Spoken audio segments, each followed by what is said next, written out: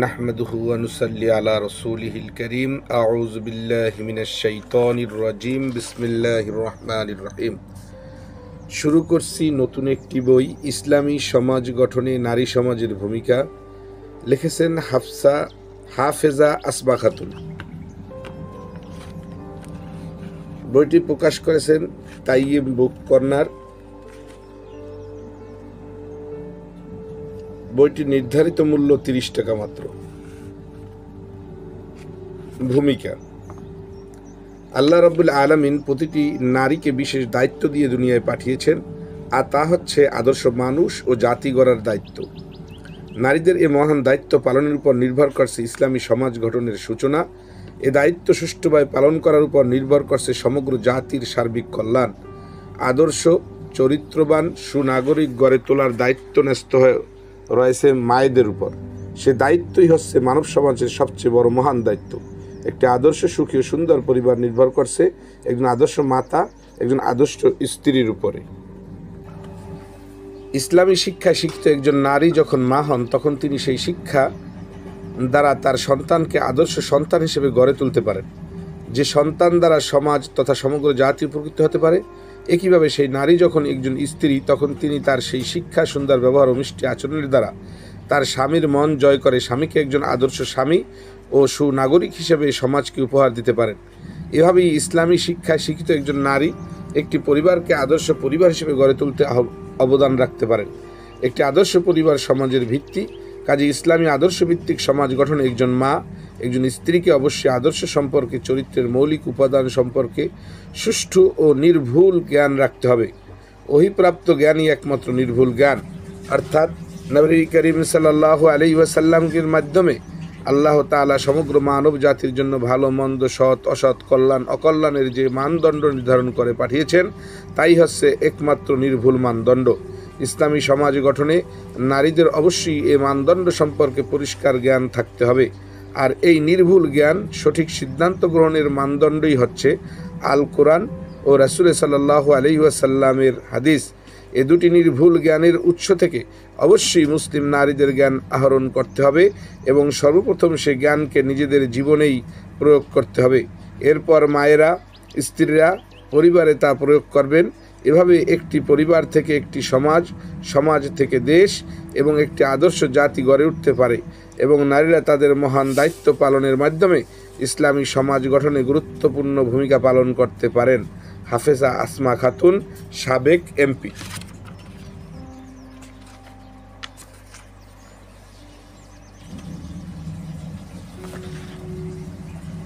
বিসমিল্লাহির রহমানির রহিম। পৃষ্ঠা 5।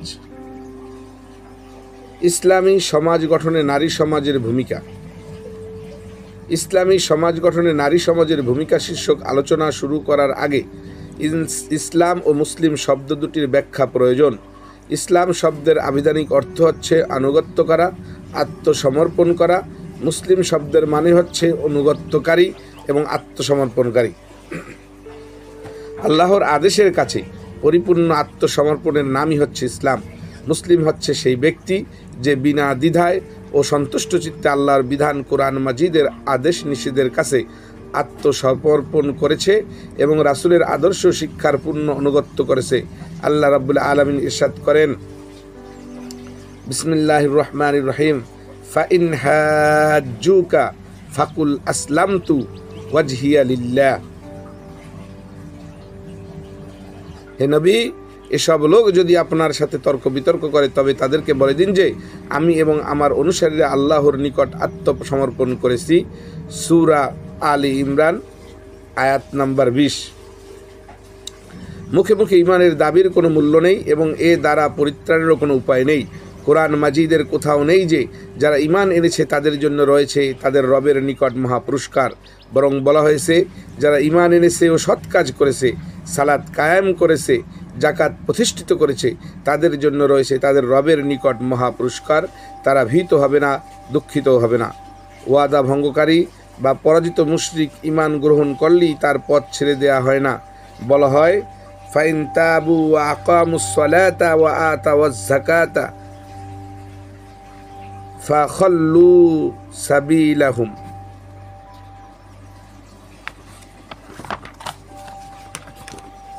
যদি সে তওবা করে, সালাত কায়েম করে, যাকাত আদায় করে, তখন তার পথ ছেড়ে দাও। সূরা আত-তাওবা আয়াত নাম্বার 5। আল্লাহর পথে প্রতিবন্ধকতা সৃষ্টিকারী কাফির মুশরিক ঈমান গ্রহণ করলেই মুসলমানের ভাই হয়ে যায় না, যতক্ষণ না সে সালাত কায়েম করে, যাকাত আদায় করে। কোরআন মজিদ ইরশাদ হচ্ছে, বিসমিল্লাহির রহমানির রহিম, ফাইন তাবু ওয়া আকামুস সালাতা ওয়া আতাওয়াজ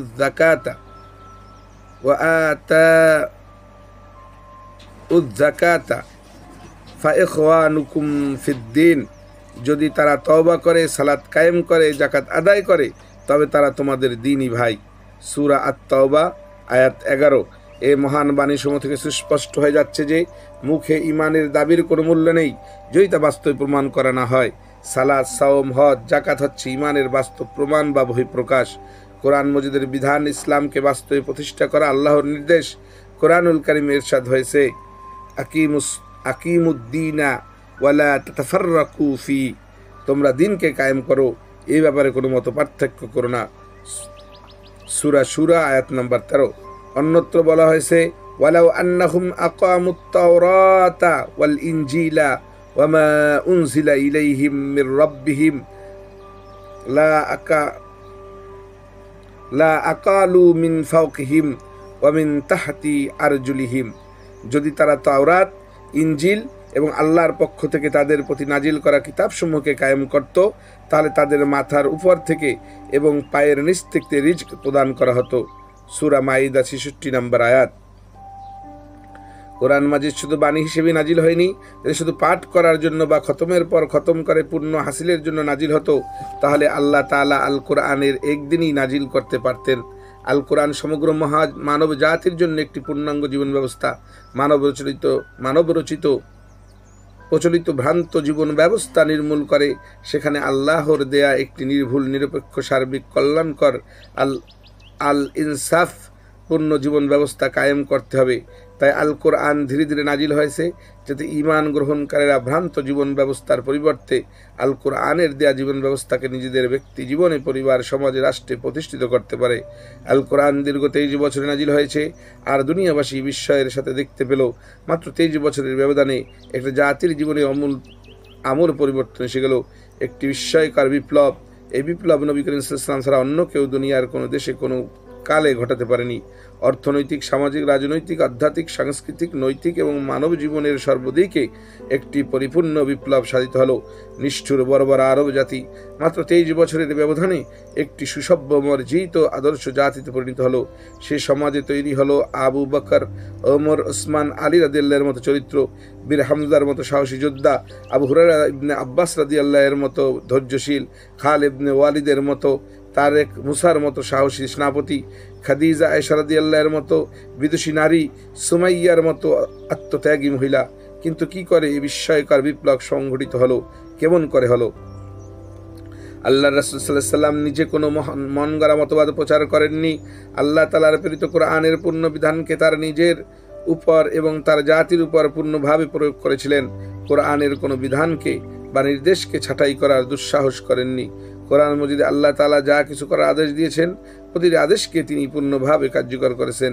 যারা আল্লাহ এবং রাসূলের প্রতি ঈমান এনেছিলেন, লা ইলাহা ইল্লাল্লাহ বলে আল্লাহ ছাড়া অন্য সব মাবুদকে অস্বীকার করেছিলেন, তারা মানুষের নফসের, সমাজের সব রকমের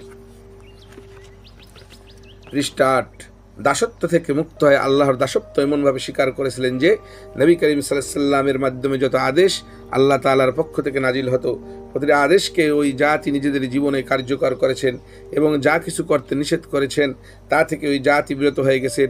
শুধু মানুষের স্রষ্টা প্রদত্ত নির্ভুল জীবন বিধান কোরআনকে নিজেদের জীবনে বাস্তবে প্রয়োগ করেই ওই জাতির জীবনে আমূল পরিবর্তন সাধিত হয়েছিল এবং একটি পরিপূর্ণ সমাজ বিপ্লব সংগঠিত হয়েছিল।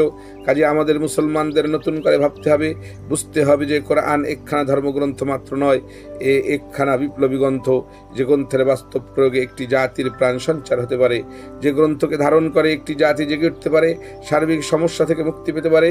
এই গ্রন্থ হচ্ছে স্রষ্টার দেয়া নির্ভুল জীবন বিধান আল কোরআন।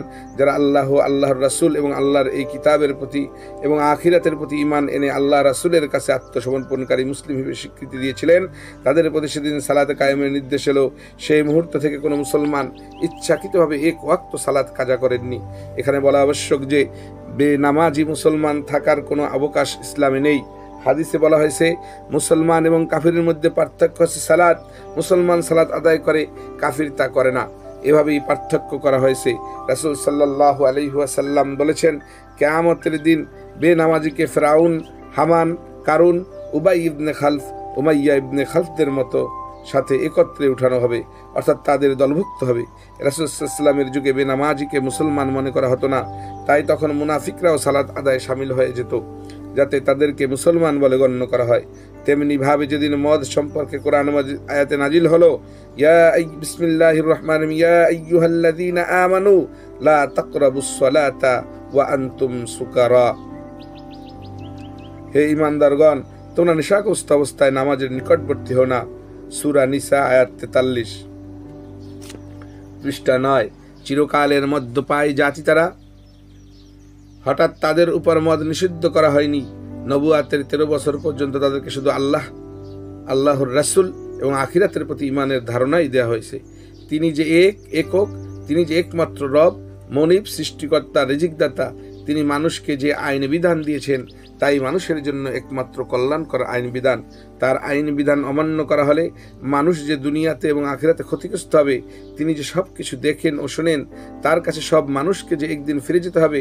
সেদিন দুনিয়ায় কে তার আদেশ মতো জীবনযাপন করে, দুনিয়াতে শান্তি ও কল্যাণের সাথে জীবনযাপন করেছে, এবং কে আল্লাহর আদেশের অবাধ্য হয়ে দুনিয়াতে অশান্তি ও বিশৃঙ্খলা বিপর্যয় সৃষ্টি করেছে। এর প্রতিটি হিসাব নিকাশ আখিরাতের আদালতে আল্লাহর দরবারে দিতে হবে। এই ধারণা দেয়া হয় নবুয়াতের পর দীর্ঘ 13টি বছর ধরে। তারপর আল্লাহর রাসূলকে যে মানব জাতির জন্য রাসূল হিসেবে আল্লাহ তাআলা মনোনীত করে পাঠিয়েছেন, মানব জাতির জন্য তিনি যে একমাত্র নির্ভুল আদর্শ। সমগ্র মানব জাতি যদি দুনিয়াতে প্রকৃত শান্তি ও কল্যাণ পেতে চায় এবং আখিরাতে মুক্তি চায়, তাহলে একমাত্র তাকেই যে অনুসরণ করতে হবে। জীবনের প্রতিটি ক্ষেত্রে, প্রতিটি বিভাগে তারই উপস্থাপিত আদর্শ অনুসরণ করেই যে দুনিয়াবাসী যাবতীয় সমস্যা ও বিপর্যয় থেকে বাঁচতে পারে, এ ধারণাও দেওয়া হয়েছে নবুয়াতি জিন্দেগির 13টি বছর ধরে।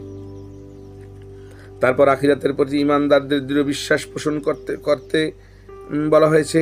আখিরাত যে সত্য, এ দুনিয়ার জীবন ও ক্ষণস্থায়ী, এখানে যে চিরকাল থাকার জন্য কেউ আসেনি। আখিরাত যে চিরস্থায়ী জীবন, দুনিয়ার জীবনের প্রতিটি ভালো কাজ ও মন্দ কাজের হিসাব নিকাশে যে আখিরাত আল্লাহর দরবার দিতে হবে। সেদিন যে কেউ কারো সাহায্যকারী বন্ধু থাকবে না, এসব ধারণা দেয়া হলো 13টি বছর ধরে। তারপর মুসলমানগণ মদিনার যখন হিজরত করে কিছুটা সংগঠিত হলো, কিছুটা শক্তি অর্জন করলো। আল্লাহর রাসূলের মদিনায় হিজরতের সময় ঘনিয়ে এলো। মদিনায় একটি ইসলামী রাষ্ট্রের সূচনা হবে, এমন সময় নাজিল হতে লাগলো বিভিন্ন বিধিবিধান। পৃষ্ঠা 10 পড়ছি আমি, মাওলানা মোহাম্মদ ফয়সাল। সাবস্ক্রাইব করুন, লাইক করুন, শেয়ার করুন, পাশে থাকা বেল আইকনটি প্রেস করে রাখুন, যাতে নতুন ভিডিও আসার সাথে সাথে নোটিফিকেশন চলে যায় আপনাদের কাছে। পৃষ্ঠা 10। পর্যায়ক্রমে সালাতের বিধান, পর্দার বিধান, সুদ, ঘুষ, মদ, জুয়া, পাশা খেলা ইত্যাদি নিষিদ্ধ ঘোষণা করা হলো। চুরি, ডাকাতি, খুন, ব্যভিচারের শাস্তির বিধান নাজিল হলো। যেদিন পর্দার বিধান নাজিল হলো, ওয়া ইযা সাআলতুমুহুন্না মাতাআন ফাসআলুহুন্না মিন ওয়ারাই হিজাব, তোমরা যখন নবীর বিবিদের কাছে কিছু চাইবে তখন পর্দার আড়াল থেকে চাও। সূরা আল আহজাব 53 নম্বর আয়াত। এ বিধান নাজিল হওয়ার সাথে সাথে আল্লাহ রাসূল সাল্লাল্লাহু আলাইহি ওয়াসাল্লাম তার বিবিগণের মাঝে এবং ঘরে উপস্থিত সাহাবীগণের মাঝে একটি পর্দা টেনে দিলেন। পর্দার বিধান নাজিল হওয়ার পর থেকে রাসূল সাল্লাল্লাহু আলাইহি ওয়াসাল্লামের যুগে কোনো মেয়েকে এবং নবীর বিবিগণকে আর সাহাবীদের সামনে আসতে দেখা যায়নি। যখন কোরআন নাজিল হলো, বিসমিল্লাহির রহমানির রহিম, ইয়া আইয়ুহান নাবিয়্যু কুল্লি আজওয়াজিকা ওয়া বানাতিকা ওয়া নিসাইল মুমিনিনা ইউদনিনা আলাইহিন্না মিন জালাবিবিহিন্না যালিকা আদনা আন ইউরাফনা ফালা ইউযাইন। হে নবী, আপনি আপনার বিবিদের, কন্যাদের এবং মুমিন নারীদের বলে দিন, তারা যখন প্রয়োজনে ঘরের বাইরে বের হয় তখন তারা যেন নিজেদের উপর একটি বড় চাদর ঝুলিয়ে দেয়, যাতে তাদের চেনা যাবে ফলে তারা উত্ত্যক্ত হবে না। সূরা আহজাব 59 নম্বর আয়াত। আল কোরআনে এ নির্দেশ এসে যাওয়ার পর রাসূলের যুগে পর্দাহীনভাবে কোনো মেয়েকে কোনোদিন প্রকাশ্য ময়দানে দেখা যায়নি।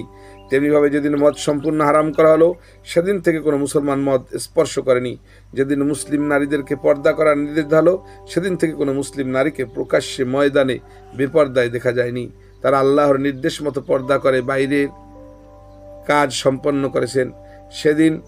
যেদিন ধনীদের কাছ থেকে জাকাত আদায়ের নির্দেশ দেওয়া হলো এবং গরিবদের মাঝে তা বন্টনের নির্দেশ এলো, সেদিন থেকে নবী করিম সাল্লাল্লাহু আলাইহি ওয়াসাল্লামের প্রতিষ্ঠিত ইসলামী সরকার ধনীদের কাছ থেকে জাকাত আদায় করে গরিবের মাঝে তা বন্টন করতে লাগলেন। কোরআন মজিদে ধনী মুসলমান সম্প্রদায়কেও স্বেচ্ছায় জাকাত আদায় না করার পরিণাম সম্পর্কে সাবধান করে দেয়া হলো। কোরআন মজিদে ঘোষণা দেয়া হলো, বিসমিল্লাহির রহমানির রহিম, والذين يكنزون الذهب والفضة ولا ينفقونها في سبيل الله فبشرهم بعذاب عليم يوم يحمى عليها في نار جهنم فتكوى بها جباههم وجنوبهم وظهورهم هذا ما কানাজতুম লিআনফুসিকুম ফাযুকু মা কুনতুম তাকনিজুন। আর যারা সোনা ও রূপা জমা করে রাখে এবং তা আল্লাহর পথে খরচ করে না, তাদেরকে বেদনাদায়ক আযাবের সংবাদ দাও। একদিন আসবে যখন এসব সোনা রূপাকে দোজখের আগুনে গরম করা হবে এবং তা দ্বারা তাদের কপালে, পার্শ্বদেশে ও পিঠে সেকা দেওয়া হবে। এটাই ওই ধন সম্পদ যা তোমরা নিজেদের জন্য জমা করেছিলে। এখন নিজেদের জমানো ধন দৌলতের স্বাদ গ্রহণ করো। সূরা আত-তাওবা 34 এবং 35 নম্বর আয়াত। এভাবে রাসূল করিম সাল্লাল্লাহু আলাইহি ওয়াসাল্লামের প্রতিষ্ঠিত ইসলামী সমাজ থেকে সুদী কারবার, জুয়া, ব্যভিচার, শিশু হত্যা, দাসপ্রথা সবকিছু একটি একটি করে নির্মূল করা হলো। এভাবে আল কোরআনের নির্দেশ অনুযায়ী প্রতিবেশীর হক, আত্মীয়তার হক এবং গরিবের হক প্রতিষ্ঠা করলেন। নারীর মর্যাদা অধিকার প্রতিষ্ঠা করলেন। এভাবে কোরআনের নির্দেশকে বাস্তবায়িত করে নবী করিম সাল্লাল্লাহু আলাইহি ওয়াসাল্লাম একটি জাতিকে পুনর্গঠিত করে ইসলামী সমাজ ও ইসলামী রাষ্ট্র ব্যবস্থা কায়েম করেন। পৃষ্ঠা 12। এতক্ষণে দীর্ঘ আলোচনা আমি কথা পরিষ্কার করে বলতে চেয়েছি যে ইসলামী সমাজ তাকেই বলা হয় যে সমাজে আল্লাহ প্রদত্ত পরিপূর্ণ জীবন বিধান, আল কোরআন এবং রাসূলুল্লাহ সাল্লাল্লাহু আলাইহি ওয়াসাল্লামের সুন্নাহ পরিপূর্ণভাবে প্রতিষ্ঠিত থাকে। ইসলামী সমাজ হচ্ছে ইসলামের প্রাণশক্তি ও মূল সৌন্দর্য, যাকে বলা হয় বিউটি অফ ইসলাম। ইসলামী সমাজ ব্যবস্থা প্রতিষ্ঠিত না হওয়া পর্যন্ত ইসলামের সৌন্দর্য, কল্যাণকারিতা কোনোদিন উপলব্ধি করা যাবে না। মানুষের মন গড়া আইন বিধান, মতবাদ, রসম, রেওয়াজ, কুসংস্কার, অন্যায়, অনাচার, পাপ, জুলুম, শোষণ, অত্যাচার সব কিছু নির্মূল করে নিজস্ব আদর্শ অনুযায়ী সমাজের পুনর্গঠনই হচ্ছে ইসলামের মূল লক্ষ্য। এই লক্ষ্য অর্জিত না হলে ইসলামের কল্যাণ লাভ করা কোনোদিন সম্ভব নয়। এই দায়িত্বই নবী রাসূলগণ পালন করেছেন। সর্বশেষ নবীর উপরে এ দায়িত্ব আল্লাহ তাআলা অর্পণ করেছিলেন। বর্তমানে এই দায়িত্ব উম্মতে মুহাম্মদ সাল্লাল্লাহু আলাইহি ওয়াসাল্লামের মুসলিম জাতির উপর ন্যস্ত হয়েছে। এই দায়িত্ব পালন করতে গিয়ে নবী রাসূলগণ বাতিল সমাজের মুখোমুখি হয়েছেন। ইব্রাহিম আলাইহিস সালাম নমরুদের, ফেরাউনের সাথে মুসা আলাইহিস সালামের, নবী করিম সাল্লাল্লাহু আলাইহি ওয়াসাল্লামের সাথে সমসাময়িক কাফির মুশরিক গোত্রীয় প্রধানদের সংঘাত এই সত্যতারই প্রমাণ বহন করে। কিন্তু এই সংঘাত ছিল সত্যের সাথে বাতিলের, যাকে কোরআনের ভাষায় জিহাদ ফি সাবিলিল্লাহ বলা হয়েছে। বদর, উহুদ, খন্দক, হুনাইনের যুদ্ধ এসবই হচ্ছে সত্যের সাথে বাতিলের সংগ্রাম। সংঘাতের ইতিহাস এ হচ্ছে আদর্শের সাথে সংঘাত, ব্যক্তির সাথে নয়। সমাজে যখন পাপ, অন্যায়, অনাচার, দুর্নীতি, শোষণ, জুলুম কায়েম থাকে তখন সে সমাজে সততা, ন্যায় ও ইনসাফের বিধান ইসলাম প্রতিষ্ঠিত করা কঠিন কাজ। বাতিল সমাজ সহজে পথ ছেড়ে দেয় না। কিন্তু নবী রাসূলগণ শত নির্যাতনের মুখেও বাতিল সমাজের সাথে আপোষ করেননি। ইসলাম মানব সমাজে পূর্ণভাবে প্রতিষ্ঠিত করতে না পারলে মানুষ কোনোদিন শান্তি ও কল্যাণের মুখ দেখতে পাবে না। তাই সর্বশেষে নবী হযরত মুহাম্মদ সাল্লাল্লাহু আলাইহি ওয়াসাল্লামে তার সাহাবীগণ শত কষ্ট নির্যাতনের মুখেও শিয়াবে আবি তালিবে কঠোর বন্দী জীবন সহ্য করেও বদর, উহুদ, খন্দকে বাতিলের সাথে প্রয়োজনে অস্ত্রের মোকাবিলা করো। ইসলামী সমাজ, ইসলামী রাষ্ট্র প্রতিষ্ঠিত করে দুনিয়াবাসী দেখিয়ে দিয়েছেন। ইসলামী সমাজ, ইসলামী রাষ্ট্রে মানুষ কতখানি ন্যায়, ইনসাফ, সুবিচার এবং শান্তি ও কল্যাণ পেতে পারে। সেই ইসলামী সমাজ ও ইসলামী রাষ্ট্র গঠনের দায়িত্বই বর্তমানে মুসলিম উম্মাহর উপর ন্যস্ত রয়েছে। পৃষ্ঠা 13। কোন আদর্শ বাস্তবায়নের কাজ পুরুষের একার পক্ষে সম্ভব নয়। নারী পুরুষ মানব সমাজের দুটি অপরিহার্য অঙ্গ, একে অপরের পরিপূরক, একটি ছাড়া অপরটির চলা অসম্ভব। আল্লাহর রাব্বুল আলামিন তাদের কর্মক্ষেত্র বন্টন করে দিয়েছেন এবং যার যার কর্মক্ষেত্রে তার প্রয়োজনীয়তা ও অপরিহার্য। ইসলামী সমাজ গঠনে নারী সমাজকে এগিয়ে আসতে হবে, কারণ নারী সমাজে ইসলামের প্রচার প্রসার নারীর পক্ষেই সম্ভব। ইসলামের সীমা লঙ্ঘন না করে নারী পুরুষকেও ইসলামী সমাজ গঠনে উদ্বুদ্ধ করতে পারেন। স্ত্রী তার স্বামীকে, বোন তার ভাইকে, মা তার সন্তানকে ইসলামের দাওয়াত দিতে পারেন। নবী করিম সাল্লাল্লাহু আলাইহি ওয়াসাল্লামের ইসলামী আন্দোলনে আমরা মুসলিম নারীদেরকে সমভাবে অংশীদার দেখেছি। আবিসিনিয়ায় হিজরতকারী মুসলিমদের 14 জনের মধ্যে 4 জনই ছিলেন নারী। দ্বিতীয়বার হিজরতকারী 70 জন মুসলমানের মধ্যে 11 জনই ছিলেন নারী। কুরাইশ বংশের ধনবতী মহিলা বিবি খাদিজা রাদিয়াল্লাহু নবী করিম সাল্লাল্লাহু আলাইহি ওয়াসাল্লামের জীবন সঙ্গিনী হিসেবে তার সমস্ত ধন সম্পদ ইসলামী আন্দোলনে মুসলিমদের সাহায্যে ব্যয় করেন। ধনী ব্যবসায়ী আবু বকর, ওসমান, ওমর রাদিয়াল্লাহর সমস্ত সম্পদ অসহায় মুসলিমদের হিজরতে পুনর্বাসনে বিরোধীদের মোকাবিলায় যেমন ব্যয় হয়েছে, তেমনি মুসলিম সমাজ, তেমনি মুসলিম নারীরাও তাদের অর্থ সম্পদ ব্যয় করেছেন। বাতিল শক্তির মোকাবেলায় মুসলিম পুরুষদের সঙ্গে মুসলিম নারীরাও যুদ্ধের ময়দানে অংশ নিয়েছেন। মুসলিম নারীরা যুদ্ধরত সৈনিকদের ক্যাম্প পাহারা দিয়েছেন, আহত সৈনিকদের কাঁধে করে মদিনায় স্থানান্তর করেছেন, প্রয়োজনে অস্ত্র ধরেছেন। এখানে উল্লেখ করা আবশ্যক যে ইসলাম মায়ের জাত নারীকে দিয়ে অস্ত্র ধরার কাজ করায়নি, শুধু নারীকে তার ইজ্জত এবং জীবন রক্ষার জন্য অস্ত্র ধারণের অনুমতি দিয়েছেন। মুসলিম নারীরা প্রয়োজনে যুদ্ধে অংশ নিয়েছেন। পৃষ্ঠা 14। সেখানে জরুরি অবস্থায় তারা নিকাব ফেলে মুসলিম সৈনিকদের সাহায্য করেছেন, কিন্তু সুস্থ পরিবেশে তারা সেসব সৈনিকদের সামনে পর্দা রক্ষা করে চলেছেন। বিবি আয়েশা রাদিয়াল্লাহু পর্দার আড়াল থেকে পুরুষ সাহাবীদেরকেও হাদিস শিক্ষা দিতেন। মুসলিম নারীরা পুরুষদের সঙ্গে হজে গমন করেছেন, জামায়াতে সালাত আদায় করেছেন। এখানে উল্লেখ করা প্রয়োজন যে মুসলিম নারীরা শুধু ইশার জামাতে এবং ফজরের জামাতে অংশগ্রহণ করতেন এবং ফজরের জামাত সেরে নারীরা অন্ধকার থাকতেই চলে যেতেন। হাদিসে উল্লেখ করা হয়েছে যে তখন তাদের চেনা যেত না। জুমার জামাত এবং ঈদের জামাতেও নারীরা সামিল হতেন এবং ইসলামের নির্ধারিত সীমা রক্ষা করে মুসলিম নারীরা ইসলামী সমাজ গঠনে সমভাবে অংশ নিয়েছেন। ইসলামী সমাজ গঠনের দায়িত্ব মুসলিম নারী পুরুষের উভয়ের উপরই আল্লাহ তাআলা ন্যস্ত করেছেন। কোরআন মজিদে পরিষ্কার বলা হয়েছে যে মুমিন পুরুষ ও মুমিন নারীরা একে অপরের বন্ধু। তারা ভালো কাজের হুকুম দেয়, মন্দ কাজে নিষেধ করে, সালাত কায়েম করে, জাকাত দেয় এবং আল্লাহ ও তার রাসূলকে মেনে চলে। এরাই ওই সব লোক যাদের উপর অবশ্যই আল্লাহর রহমত নাজিল হবে। নিশ্চয়ই আল্লাহ মহাশক্তিমান, জ্ঞান ও বুদ্ধির অধিকারী। এই মুমিন পুরুষ ও নারীদের সাথে আল্লাহ ওয়াদা করেছেন যে তাদের এমন বাগ বাগিচা দাঁড় করবেন যার নিচে ঝর্ণা ধারা বহমান থাকবে এবং সেখানে তারা চিরকাল থাকবে। ওই চিরসবুজ বাগানে তাদের থাকার জন্য পাক পবিত্র জায়গা থাকবে। আর সবচেয়ে বড় কথা হলো তারা আল্লাহর সন্তুষ্টি হাসিল করবে। এটাই বড় সফলতা।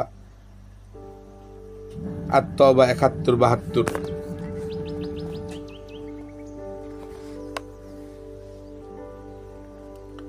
আল্লাহ তাআলা বলেন, বিসমিল্লাহির রহমানির রহিম, কুনতুম খায়রা উম্মাতিন উখরিজাত লিন-নাসি তা'মুরুনা বিল মা'রুফি ওয়া তানহাউনা আনিল মুনকারি ওয়া তু'মিনুনা বিল্লাহ। এখন তোমরা এই দুনিয়ার ওই সেরা উম্মত যাদেরকে মানব জাতির হেদায়েত ও সংশোধনের জন্য ময়দানে আনা হয়েছে। তোমরা নেক কাজের আদেশ করো ও মন্দ কাজ থেকে ফিরিয়ে রাখো এবং আল্লাহর প্রতি ঈমান রাখো। সূরা আলী ইমরান আয়াত ১১০। এখানে কুনতুম খায়রা উম্মাতিন বলে মুসলিম নারী পুরুষ উভয়কেই সম্বোধন করা হয়েছে। এসব আয়াতে নারী পুরুষ উভয়কে সমভাবে আল্লাহর দ্বীন ইসলাম সমাজে কায়েমের নির্দেশ দেওয়া হয়েছে। এসব আয়াত থেকে স্পষ্ট হয়ে গেছে যে দ্বীন ইসলাম যখন সমাজে কায়েম না থাকে তখন দ্বীন ইসলাম কায়েম করার সর্বাত্মক চেষ্টা করা প্রতিটি মুসলিম নারী পুরুষ পুরুষের উপর ফরজে আইন, ফলে নারীর উপরেও তা সমভাবে প্রযোজ্য। নবী করিম সাল্লাল্লাহু আলাইহি সাল্লাম ইসলামকে একটি প্রাসাদের সাথে তুলনা করেছেন এবং ঈমান, নামাজ, রোজা, হজ, যাকাতকে ইসলামের 5টি স্তম্ভের সাথে তুলনা করেছেন। নবী করিম সাল্লাল্লাহু আলাইহি ওয়াসাল্লাম ইরশাদ করেছেন, ইসলাম 5টি স্তম্ভের উপর প্রতিষ্ঠিত। প্রথম এই কথার সাক্ষ্য দেয়া যে আল্লাহ ছাড়া অন্য কোনো মাবুদ নেই, অর্থাৎ আল্লাহ ছাড়া কারো দাসত্ব বন্দী করা যাবে না। মুহাম্মদ সাল্লাল্লাহু আলাইহি ওয়াসাল্লাম প্রেরিত রাসূল, অর্থাৎ তার আদর্শ তার নির্দেশিত পথই একমাত্র নির্ভুল।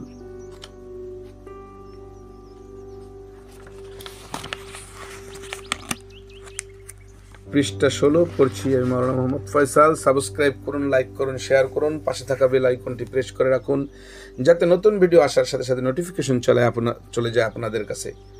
কাজেই তিনি মানব জাতির আদর্শ নেতা, একমাত্র আদর্শ নেতা, এ কথা স্বীকার করা এবং বাস্তবে অনুকরণ করা, সালাত কায়েম করা, জাকাত আদায় করা, বাইতুল্লাহ হজ করা, রমজান মাসে রোজা রাখা, ইসলামের এই 5টি স্তম্ভ মুসলিম পরিবারে সমাজে পূর্ণভাবে প্রতিষ্ঠিত না থাকলে ইসলামী সমাজ গঠনের সূচনাই হতে পারে না এবং সে সমাজে ইসলামের প্রাসাদ তৈরি করা আদৌ সম্ভব নয়। ইসলামী সমাজ গঠনের চিন্তা ভাবনা করার আগে আসুন বাংলাদেশে ইসলামের এই 5টি স্তম্ভের অবস্থান আমরা যাচাই করে দেখি। বাংলাদেশের শতকরা 90টি পরিবার মুসলিম, তাদের পরিবারে ঈমান কী অবস্থায় আছে তা জানা আমাদের পক্ষে সম্ভব নয়, কারণ এই জিনিসটি হলো মনের ব্যাপার, সেটা আল্লাহ তাআলাই যাচাই করবেন। কিন্তু ঈমানের বীজ কারো মাঝে বপন করা হলে তা অঙ্কুরিত হবে না, এটা সম্ভব নয়। ঈমানের বহিঃপ্রকাশই হচ্ছে সালাত, সাওম, হজ ও জাকাত। এগুলো দিয়েই আমরা ব্যক্তি, পরিবার, সমাজ এবং রাষ্ট্রের যাচাই করতে পারবো। বাংলাদেশের শতকরা 90টি মুসলিম পরিবারের প্রতিটি সদস্য কি নামাজি? যদি না হয় তবে বুঝতে হবে পরিবারের কর্তা গৃহিণী তাদের পরিবারে সালাত কায়েম করেনি।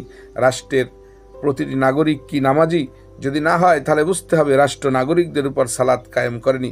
অথচ সালাত কায়েমের জন্য কোরআন মজিদের 82 জায়গায় সুস্পষ্ট নির্দেশ এসেছে 7 বছর বয়স থেকে সন্তানকে নামাজের প্রতি তালিম দেওয়ার জন্য।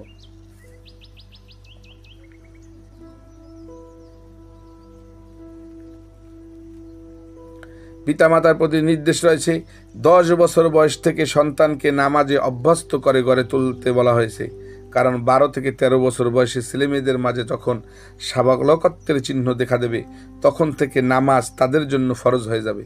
তখন বিনা ওজরে 1 ওয়াক্ত সালাত নষ্ট করা যাবে না। বিনা ওজরে সালাত নষ্ট করা কবিরা গুনাহ। বাংলাদেশের মুসলিম পরিবারের কয়জন পিতামাতা এ ব্যাপারে সজাগ সচেতন আমার জানা নেই। মুসলিম রাষ্ট্রের প্রতিও সালাত কায়েমের নির্দেশ রয়েছে। আল কোরআনে ইরশাদ হচ্ছে, বিসমিল্লাহির রহমানির রহিম, আল্লাযীনা মাক্কান্নাহুম ফিল আরদি আকামুস সালাতা ওয়া আতাউয যাকাতা ওয়া আমারু বিল মা'রুফি ওয়া নাহাউ আনিল মুনকার ওয়াল্লাহি আকিবাতুল উমুর। ওয়াল্লাহি আকিবাতুল উমুর। তারাই ওই সব লোক যাদেরকে যদি আমি পৃথিবীতে অক্ষমতা দেই তাহলে তারা নামাজ কায়েম করে, জাকাত আদায় করে, ভালো কাজের আদেশ দেয় এবং মন্দ কাজ থেকে নিষেধ করে, আর সকল বিষয়ের পরিণাম আল্লাহরই হাতে। সূরা আল হজ 41 নম্বর আয়াত। রাষ্ট্র যদি নাগরিকদের উপর পূর্ণভাবে সালাত কায়েম করত তাহলে রাষ্ট্রের চেহারা পাল্টে যেত। সমাজ দুর্নীতি, পাপ, অন্যায়, অশ্লীলতা থেকে মুক্ত হতো। যে ব্যক্তি বুঝে শুনে 5 ওয়াক্ত নামাজে আল্লাহর সামনে হাজিরা দেয় তার পক্ষে দুর্নীতি, অন্যায়, পাপ, অশ্লীল কাজ করে পুনরায় আল্লাহর সামনে হাজিরা দেয়া কঠিন কাজ। যদি বা 2-4 জন এমন হতভাগা থাকে তারা লোক দেখানোর জন্য সালাত আদায় করে, তাদের দায়িত্ব আল্লাহর উপরে ছেড়ে দিতে হবে। আল্লাহ তাআলা সূরা মাউনে এসব নামাজিকে লানত করেছেন। যারা লোক দেখানো সালাত আদায় করে মুসলমানদের উপর বছরে 30 রোজা ফরজ করেছেন, অথচ অনেক মুসলমান রোজা রাখেন না, গোপনে পানাহার করেন। তেমনিভাবে জাকাত ব্যবস্থাও রাষ্ট্রীয়ভাবে প্রতিষ্ঠিত নেই, যার ফলে সমাজে দারিদ্র্য, বেকারত্ব দূর করা সম্ভব হচ্ছে না। সরকার যদি প্রথমে সালাত কায়েম না করে তাহলে সমাজের দুর্নীতি দূর হবে না, মানুষের চরিত্র সংশোধন হবে না। অসৎ চরিত্র, দুর্নীতি পরায়ণ লোকদের হাতে জনগণ জাকাত তুলে দিতে রাজি হবে না। হজ আল্লাহ রাব্বুল আলামিন সমর্থবান মুসলমানদের উপর ফরজ করেছেন, কিন্তু সরকারের হুকুম ছাড়া আল্লাহর সেই ফরজ হুকুম ধনী হলেও আদায় করা সম্ভব হয় না। বাংলাদেশে ইসলামের 5টি মৌলিক ফরজ স্তম্ভের অবস্থায় কাজী বোনেরা সহজেই উপলব্ধি করতে পারছেন যে ইসলামী সমাজ গঠনের সূচনায় আমাদের প্রথমে এই 5টি স্তম্ভের দিকেই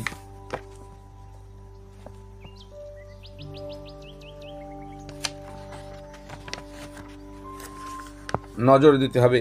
নবী করিম সাল্লাল্লাহু আলাইহি ওয়াসাল্লাম যখন একজন দায়িত্বশীলকে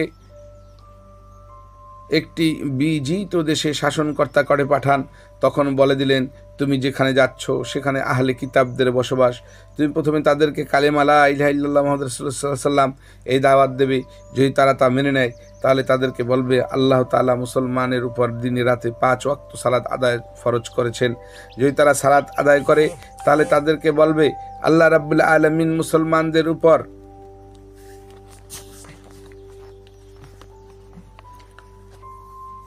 বছরে 30 রোজা ফরজ করেছেন।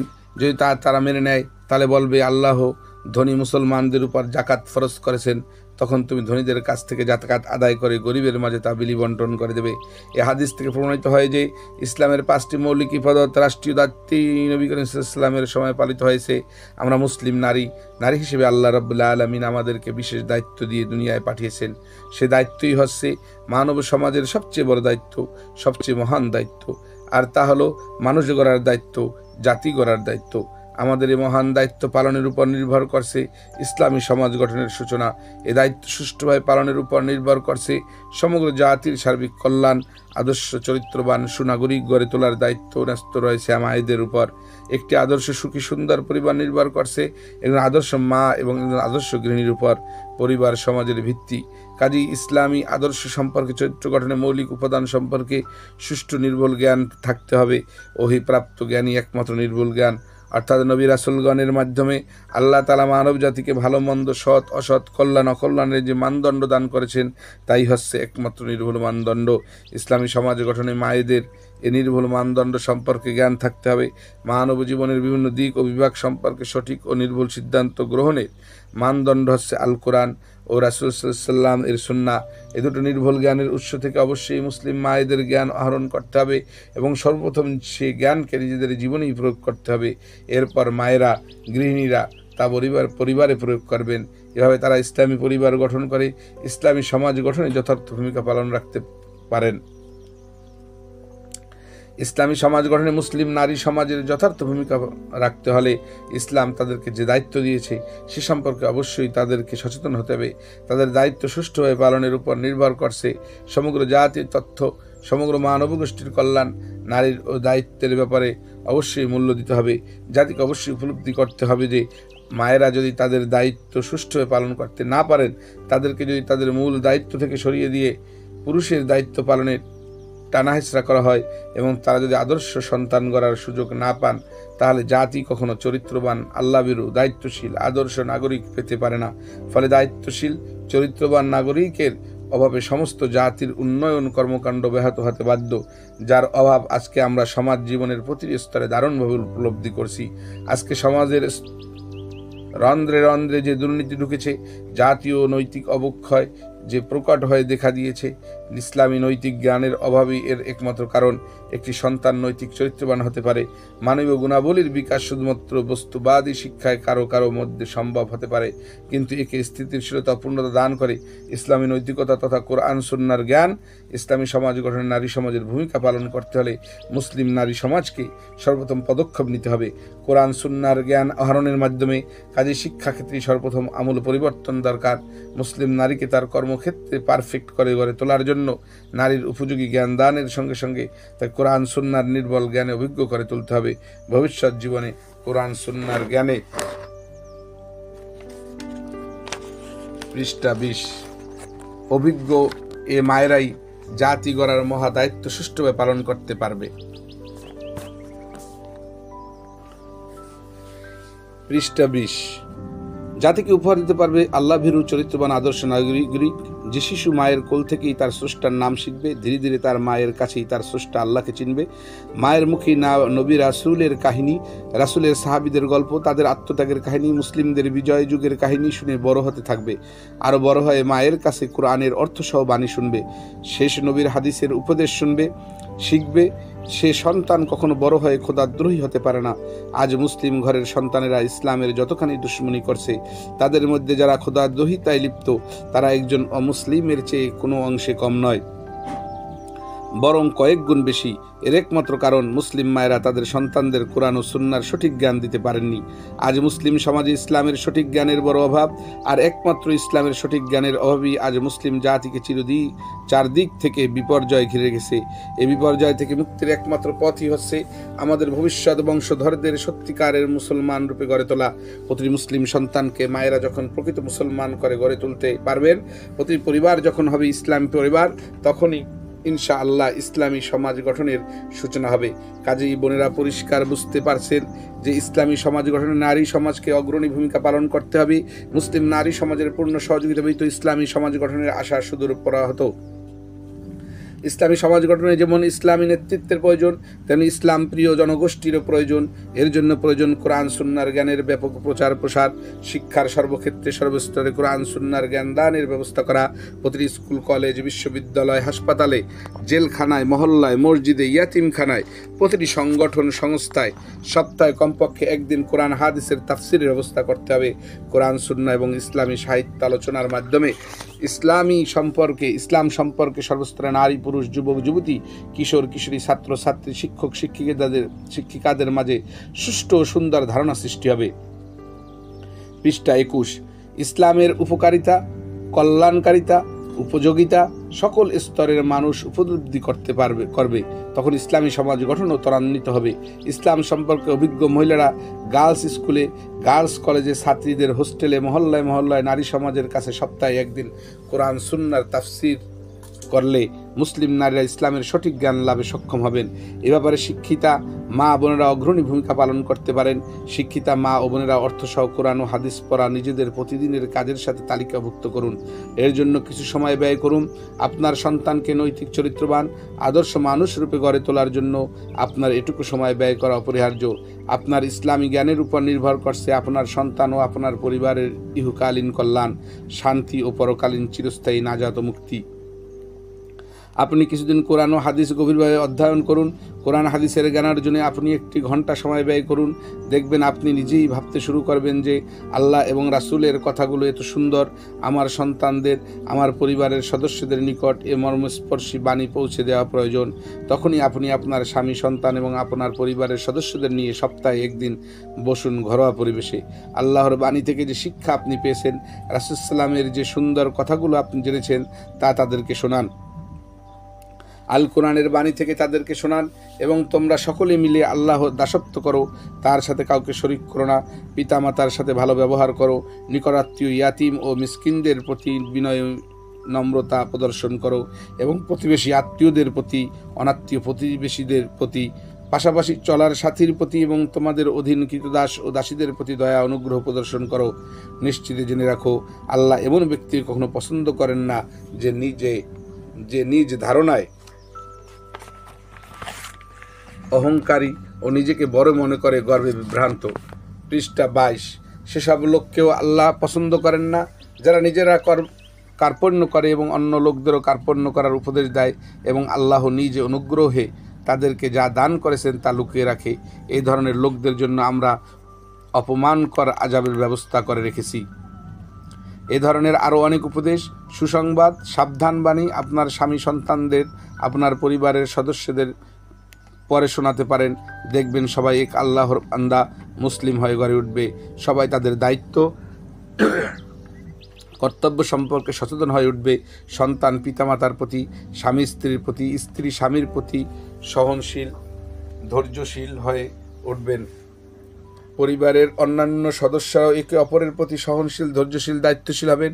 এরা প্রতি পরিবারের ইসলামের জ্ঞান বিস্তার করে মুসলিম নারীরা ইসলামী সমাজ গঠনে বিরাট ভূমিকা পালন রাখতে পারবেন। এই সুদীর্ঘ আলোচনায় আমি ইসলামী সমাজ গঠনে নারী সমাজকে ভূমিকা পালন করতে পারেন, নারী সমাজ কী ভূমিকা পালন করতে পারেন, কীভাবে ইসলামী সমাজ গঠনে সহায়ক শক্তি হতে পারেন এ সম্পর্কে আলোচনা করেছি।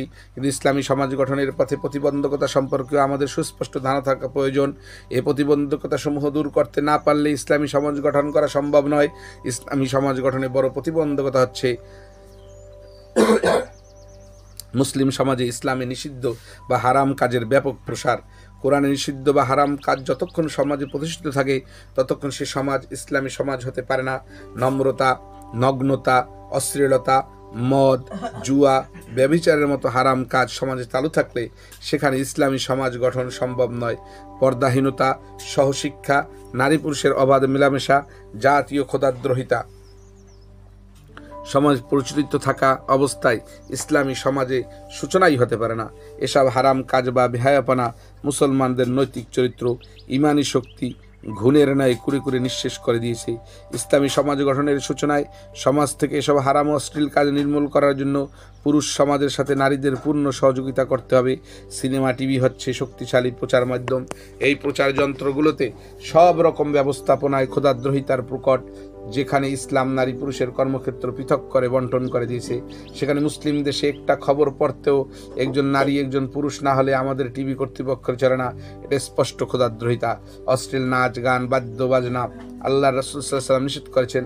তিনি বলেছেন, আমি বাদ্যযন্ত্র নির্মূল করার জন্যই দুনিয়ায় প্রেরিত হয়েছি। বাদ্যবাজনায় সুর লাহরির তালে তালে পাশ্চাত্য সমাজ ব্যভিচারের অতলে তলিয়ে যাচ্ছে। দেখো, মুসলিম সমাজ বাদ্য বাজনার সুর লহরীর কসরত করছে, পাশ্চাত্য সমাজের পদাঙ্ক অনুসরণ করছে। গোলামি আর কাকে বলে? রাজনৈতিক গোলামি থেকে মুসলমান যদিও বা মুক্তি পেয়েছে, কিন্তু সাংস্কৃতিক গোলামির শৃঙ্খল এখনো মুসলিম জাতি পুরোপুরি বন্দী হয়ে আছে। মুসলিম নারী সমাজকে এসব দিকেও কড়া নজর রাখতে হবে। বিদেশি সংস্কৃতির সক্রিয়তা বজায় রেখে মুসলিম নারীকে ইসলামী সমাজ গঠনে সহায়তা করতে হবে। মুসলিম নারীরা প্রথমে নিজেদের জীবন থেকে ইসলাম বিরোধী কাজ বর্জন করুন, তারপর পরিবারের দিকে তাকান। দেখুন কোথাও কোনো নিষিদ্ধ কাজ চোখে পড়ে কিনা। যেখানে যেটুকু চোখে পড়ে একটি একটি করে সংশোধন করুন। সিনেমা, টিভি যতদিন সংস্কার সংশোধন না হচ্ছে, বিদেশি সংস্কৃতি বর্জন করে যতদিন না মুসলমানদের নিজস্ব সংস্কৃতির প্রচার হচ্ছে, ততদিন মুসলিম নারীরা টেলিভিশন, সিনেমা বর্জন করুন। সমস্ত হারাম কাজের বিরুদ্ধে প্রতিরোধ গড়ে তুলতে হবে, তাহলেই ইসলামী সমাজ গঠন সম্ভব হবে। মুসলিম নরনারীর জন্য ইসলামী সমাজ প্রতিষ্ঠার চেষ্টা করা ফরজে আইন। কারণ এক, অনইসলামিক সমাজে মুসলমান দিন ইমান নিয়ে বাঁচতে পারে না। 2, আল্লাহর ফরজ ইবাদত যথাযথভাবে পালন করা সম্ভব নয়। 3, মানুষ মানুষের মর্যাদা পেতে পারে না। 4, মানুষ তার ন্যায্য অধিকার থেকে বঞ্চিত হয়। 5, মানুষ মানবেতর জীবনযাপন করতে বাধ্য হয়।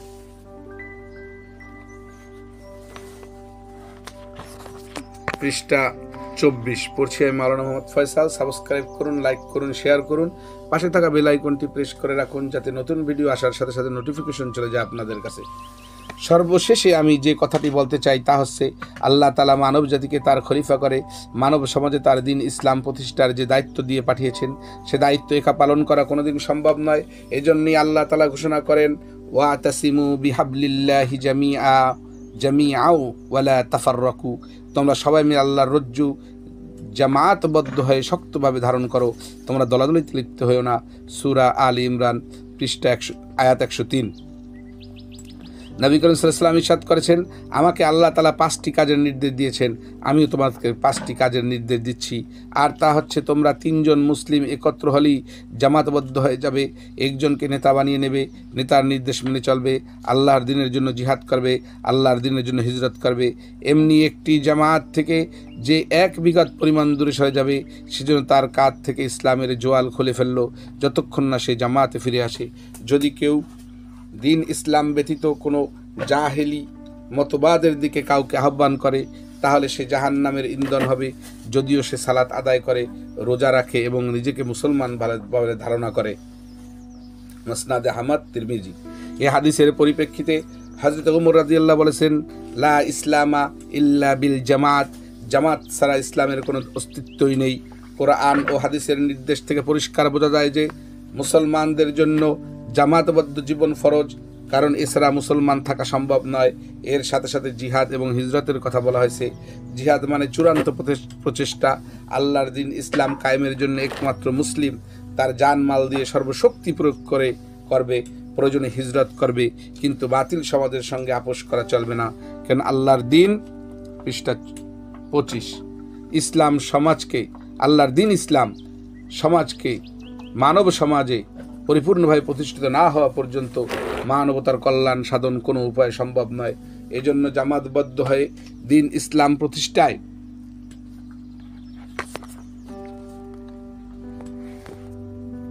এই জন্য জামাতবদ্ধ হয়ে দিন ইসলাম প্রতিষ্ঠার জন্য সর্বশক্তি নিয়োগ করা আল্লাহর নির্দেশ, রাসূলের নির্দেশ।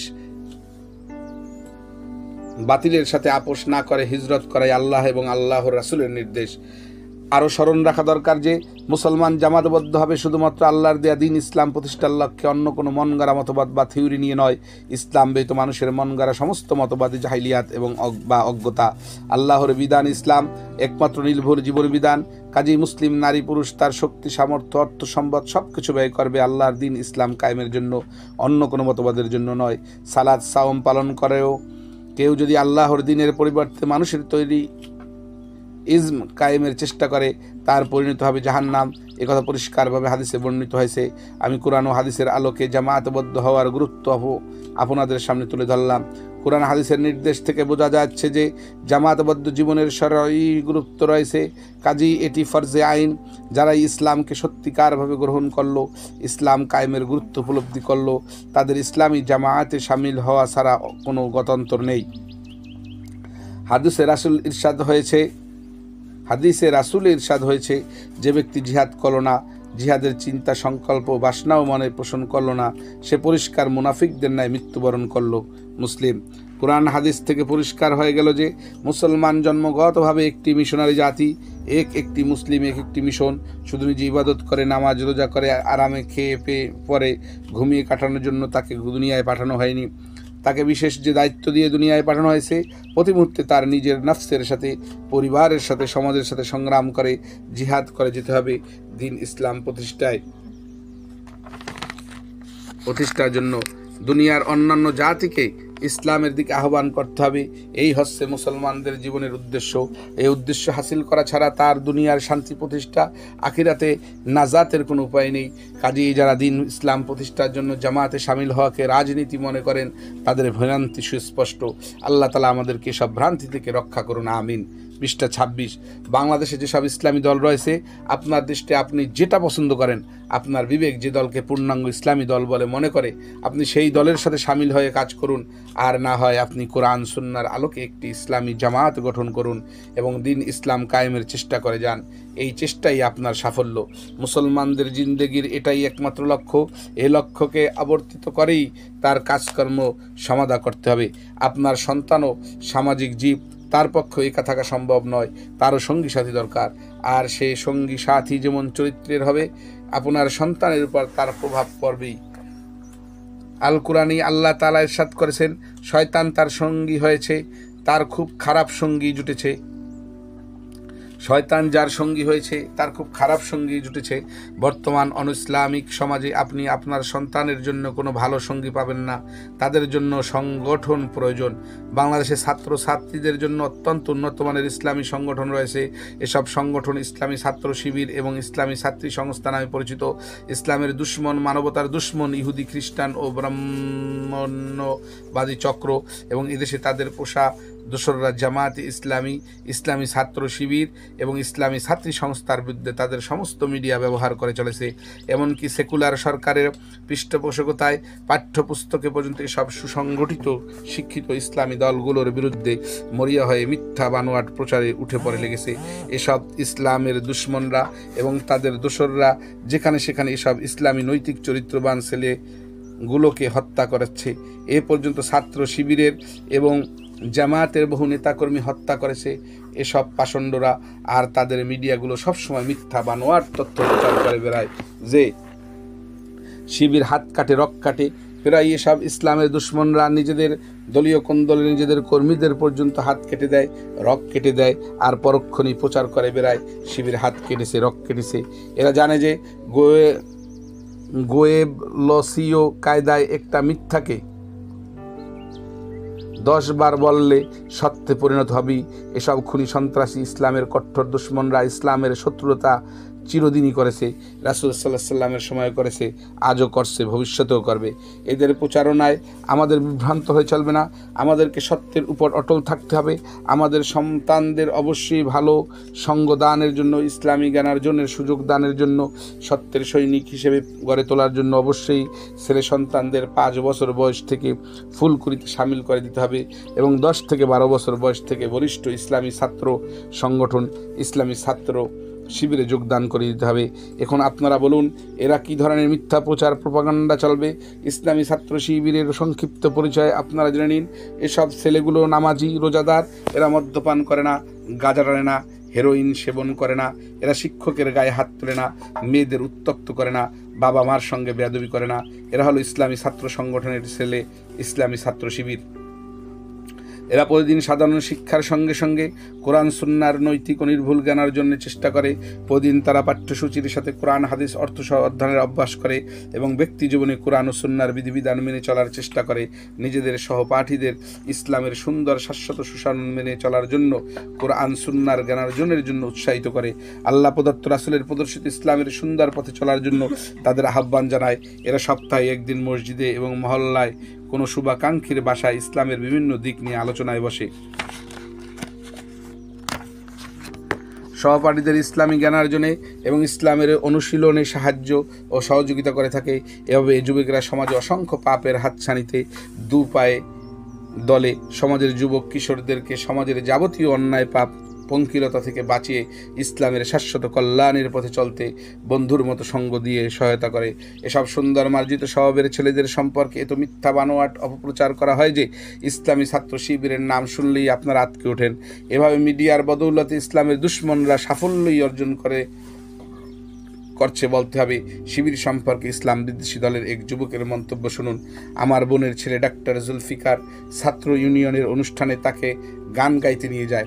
একদিন ডাক্তার জুলফিকার আমার কাছে দুঃখ করে বলল, খালাম্মা কি বলবো, ছাত্র ইউনিয়নের একটি ছেলে তাকে বলেছে, ভাই শিবিরের ছেলেগুলোকে মারতে যে কি কষ্ট লাগে, ভাই বলে ডাকে, সালাম দিয়ে কথা বলে, কি করব, পার্টির নির্দেশ তাই মারতে হয়। আর একদিন ডাক্তার জুলফিকার আমার কাছে এসে বলে, খালাম্মা আমরা কয়েকজন ডাক্তার স্টুডেন্ট মিলে একটা বেবি ট্যাক্সি কিনতে চাই, ড্রাইভার হিসেবে একটা শিবিরের গরিব ছেলে দিতে পারেন? শিবিরের ছেলে কেন? আমি জিজ্ঞাসা করলাম। তখন হেসে বলে যে না, আমরা বেবি ট্যাক্সি কিনবো, আমরা তো জানি যে শিবিরের ছেলেরা কখনো তেল চুরি করবে না। বলে হেসে দিল। আমি আর গরিব শিবিরের ছেলে ড্রাইভার জোগাড় করে দিতে পারিনি, ওরাও আর বেবি ট্যাক্সি কেনেনি। এরা কিন্তু সব ইউনিয়নের ছেলে, এরাও জানে যে শিবিরের ছেলেগুলো চরিত্রবান, অথচ দুশ্মনী করে শিবিরের বিরুদ্ধে শুধু একটি মাত্র কারণে, তাহারও এই ছেলেগুলো আল্লাহর পথে, রাসূলের পথে, সত্য ন্যায়ের পথে চলতে চায়। দেশের স্বার্থে, মানুষের কল্যাণের স্বার্থে, আল্লাহ তাআলার সন্তুষ্টির জন্য আল্লাহর জমিনে আল্লাহর দ্বীন ইসলামকে প্রতিষ্ঠিত করতে চায়। এটাই তাদের গুরুতর অপরাধ। এই অপরাধের কারণে তাদের বিরুদ্ধে অপপ্রচার চালানো হচ্ছে, তাদেরকে হত্যা করা হচ্ছে। এদের সম্পর্কে আল্লাহ তাআলা আল কোরআনে ইরশাদ করেছেন, বিসমিল্লাহির রহমানির রহিম, ইউরিদুনা লিইউতফিউ নূরাল্লাহি বিআফওয়াহিহিম আল্লাহু মুতিম্মু নূরিহি ওয়ালাউ কারিহাল কাফিরুন। এরা তাদের মুখের ফু দিয়ে আল্লাহর নূর, দ্বীন ইসলামকে নিভিয়ে দিতে চায়। আর আল্লাহর এটাই ফয়সালা যে অবিশ্বাসীরা যতই অপছন্দ করুক, তিনি তার নূরকে পূর্ণরূপে প্রকাশ করবেন। সূরা সাফ আয়াত নম্বর 8।